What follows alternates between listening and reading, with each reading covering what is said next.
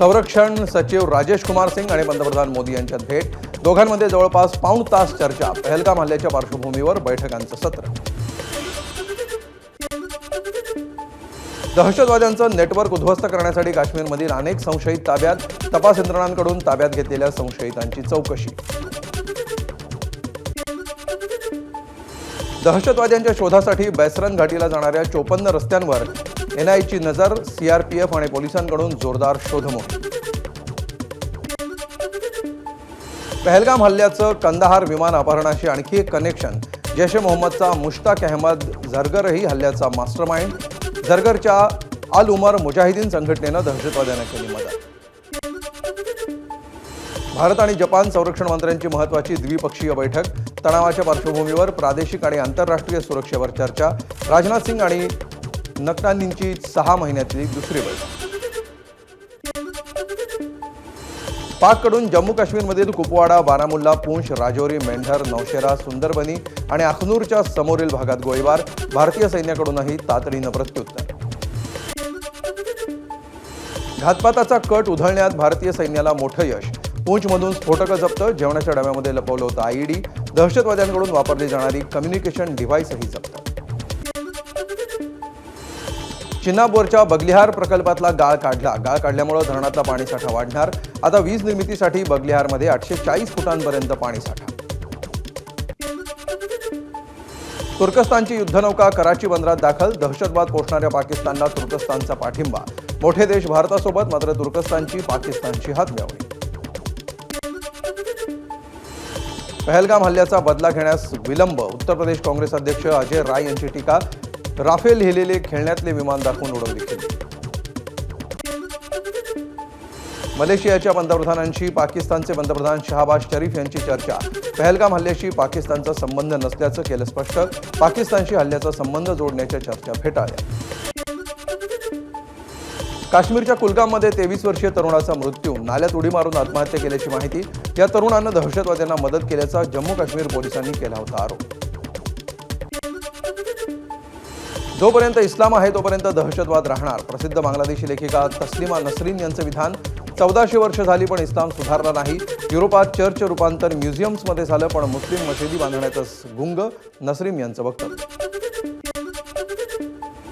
बाबर आणि औरंगजेबासारखी 2-4 नालायक इथे आले आणि त्यांचे आज 20 कोटी झाले। बाबा रामदेव यांचं वादग्रस्त वक्तव्य। देशात परदेशी पैसा घेऊन 3 लाखांपेक्षा जास्त मदरसे बनवले। बाबा रामदेव यांचं वक्तव्य।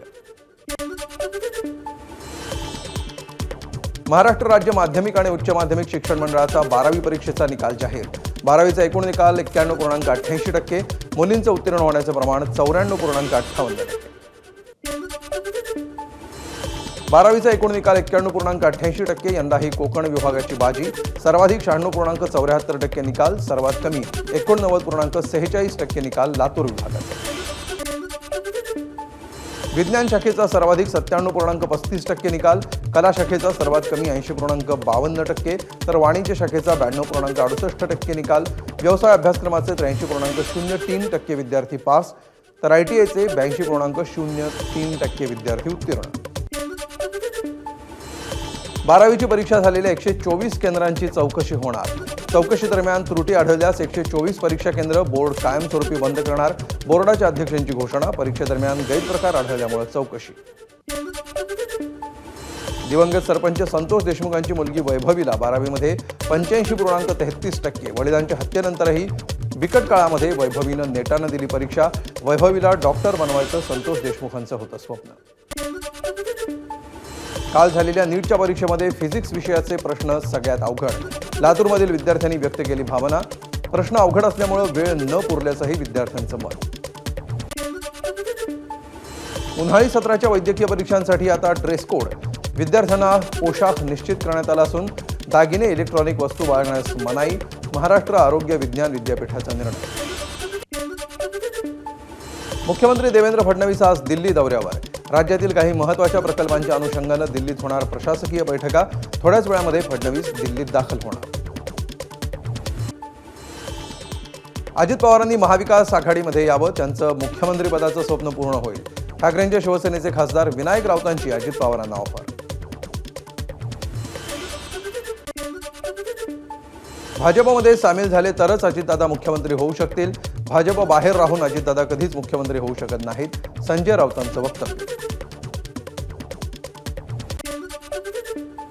संजय राऊतांकडून प्रशस्तीपत्राची गरज नाही, जनतेचं प्रशस्तीपत्र हवं.